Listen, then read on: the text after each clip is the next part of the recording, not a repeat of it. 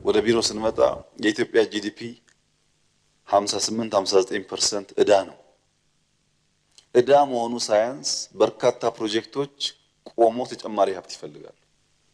በአንድ በኩል ፕሮጀክቶች መጨረስ፣ በሌላ በኩል ዕዳ መቀነስ የሚባል አደገኛ ሸክም ነው የወደቀብን። አንድ ወቅት ነበር በዚች በጥንታዊት ምድር ላይ ግዙፍ ህልሞች ተወልደው ሳይራመዱ የሚቀሩበት።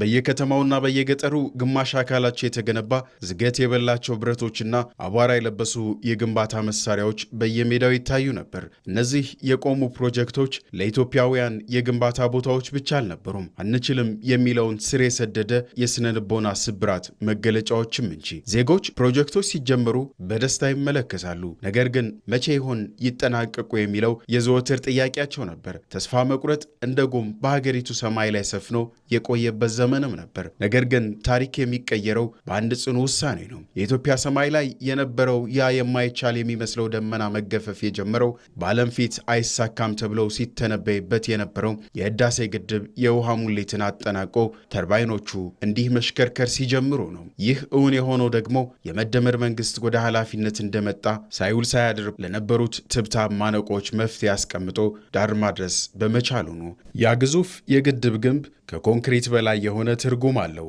እያንዳንዱ የተተከለ ብረት፣ የፈሰሰው ሲሚንቶና የኢትዮጵያውያን የላብና የደም ጠብታ ለዘመናት ኢትዮጵያን አስሮ የነበረውን የድህነትና የሽንፈት ሰንሰለት የሚበጥስ መዶሻ ሆነ።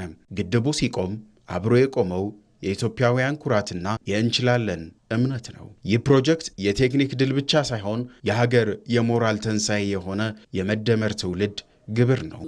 የህዳሴ ግድብ በራስ አቅም በኢትዮጵያውያን በራሳቸው ምዕራፍ መገንባቱ እችላለሁን አንዱ አስተምሯል። ይሄ እንዳለ የመይቻላል ትምህርቱ እንዳለ ሆኖ በሁለተኛው ትልቁ ነገር ብዙ ጊዜ በተለይ ወደዚህ ወደ ምህንድስና አካባቢ ያለን ሰዎች ብዙ ጊዜ ሜጋ ፕሮጀክቶችን አይሞከርም አይደረግም ብለን እናስባቸዋለን። ከዛ የተነሳ አነስተኛ ከፍ ሲል መካከለኛ ግድቦችን እና እንደዚህ አይነት ነገሮችን ነው ለመስራት የምንነሳሳው። ግን ይሄንን አንድ የመስራት መቻላችን ሌላ በርካታ ጠንካራ ሜጋ ፕሮጀክቶችን መስራት እንደምንችል ያስተምረናል። አንዴ የይቻላል በር ከተከፈተ በኋላ ፍጥነቱ ሊገታ አልቻለም። ትላንት በአቧራና በጭቃ ይታወቁ የነበሩት የከተማ ጎዳናዎች ወደ ዘመናዊ የኮሪደር ልማቶች ተቀየሩ። ዓመታት ይፈጃሉ የተባሉ ፕሮጀክቶች በወራት ተጠናቀው ለህዝብ አገልግሎት ክፍት መሆን ጀመሩ።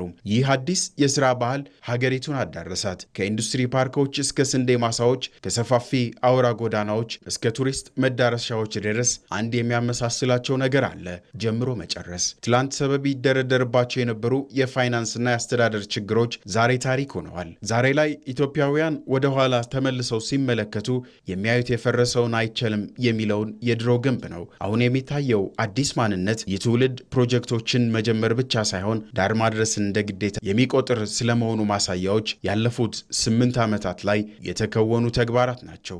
የናይሳካም ፕሮጀክቶች ታሪክ ሆነዋል። አሁን የምናየው እያንዳንዱ ህንፃ፣ እያንዳንዱ መንገድ፣ እያንዳንዱ የኃይል ማመንጫ ለዓለም የኢትዮጵያ የዝገት ዘመን ማብቃቱንና የስራና የስኬት ዘመን ጅማሮን ያበስራሉ። ወርቆች ካወጣን፣ ጋዝ ካወጣን፣ እርሻ ከተስፋፋ፣ ኢንዱስትሪው አሁን እንደጀመርነው ካደገ፣ ሁላችን የምንተጋ ከሆነ፣ ከተሞቻችን ካሸበረቁ ካማሩ፣ ቱሪስት መሳብ ከቻል ኢትዮጵያ ጌታ ነች ማለት ነው።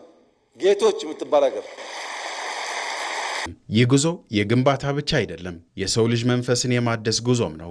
ኢትዮጵያ ዛሬ ላይ የቆመችው እንችላለን በሚለው ጠንካራ የህዝብ እምነት ላይ ነው። ትላንት በህልም የታሰቡት ዛሬ በእጅ ተጨብጠዋል። የለውጡ መንግስት የቆሙትን የማጠናቀቅ ጀምሮ የመጨረስና የይቻላል ድል የጻፈበት የ8 ዓመታት ጉዞ ወደ ሌላ አዲስ ምዕራፍ ሊሸጋገር በአዲስ የባቡር ሐዲድ ላይ ተሳፍሯል።